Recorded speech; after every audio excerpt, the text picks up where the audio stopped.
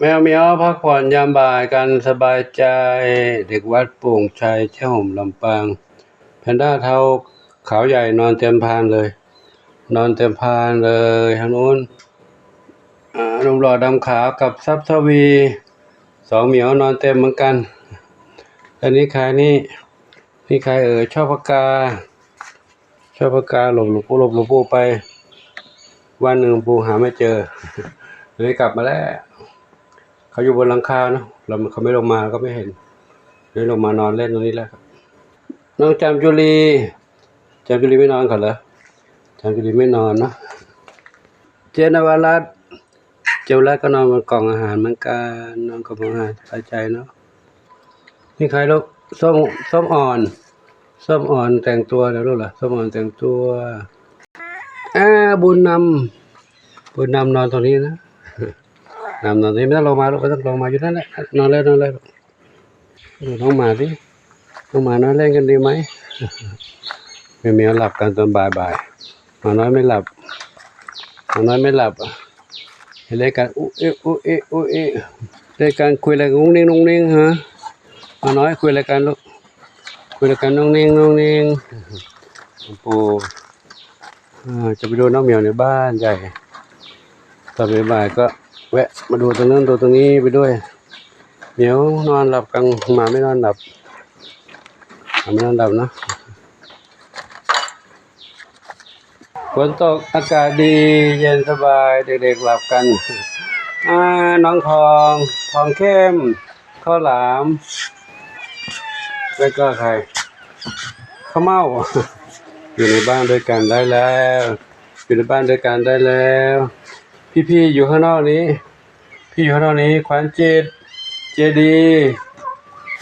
น้องผลไม้มาด้วยน้อยนามาด้วยคุณสมมีสุกไม่ให้มีสุกหนึ่งเดียวส้มขาวใหญ่คุณสมน้องใครนั้นมนชัยอันนี้มังคุดอยู่ที่มังคุดออกมาด้วยมังคุดมานี่น้องแล้วอยู่น้องในบ้านน้องมาทำไมนี่ขอด้วยกันเลยเขาแล้วรอดเอารอดสาขามาได้นี่ครับลูกทองเล็กปู่มาเยี่ยมน้องเหมียวตอนพักบ่ายน้องเหมียวในนี้ไม่หลับเล่นกันสบายใจเลยพี่เล่นกันสบายใจเลยอาหารเม็ดใส่ไว้ให้กินหมดแล้วว้ากินหมดแล้วใครอยู่วันนี้ไอ้ใครนี่ชวนฝันใหญ่อยู่นี่เนาะแม่มะเฟืองมะไฟมะกรูดมะนาวออกไปเล่นโน่นกันส้มโออยู่ไหนส้มโออยู่กระบะทรายเด็กน้อยอู้ผลไม้ให้นาพุทรามังคุดละมุดลำใหญ่วิ่งเล่นกันสบายใจเลยพี่ก็หลับกันหมดแล้วเด็กน้อยไม่ยอมหลับวิ่งเล่นกันลุกดิ๊กเล่นกันจุ๊บจับวิ่งไปวิ่งมาเติมหลังเก่าไม่มีใครอยู่แล้วยังไม่ได้เก็บทำความสะอาดไว้รอรับเหมียวตัวอื่นเนาะเพื่อมาเยี่ยมก่อนแม่อะไรนะแม่ยินดีแตงไทยแตงกวาขนุนอยู่ไหนขนุนแตงไทยแตงกวาขนุนอยู่บ้านหลังนี้แล้วกว้างเลยเนาะกว้างปีนป่ายเล่นสบายเลยแล้วนี่แม่อะไร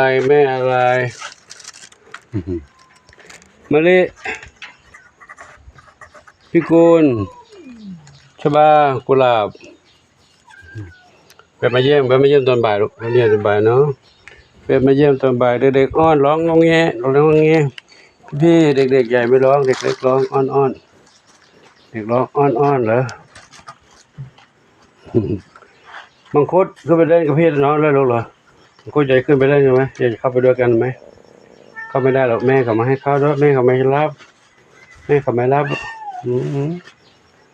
น่าพุทรามังคุดละมุดลำใหญ่ดูน้องกระต่ายก่อนกระต่ายส 2กระต่ายอยู่ดีมีสุขนะกระต่ายอยู่ดีมีสุขนะ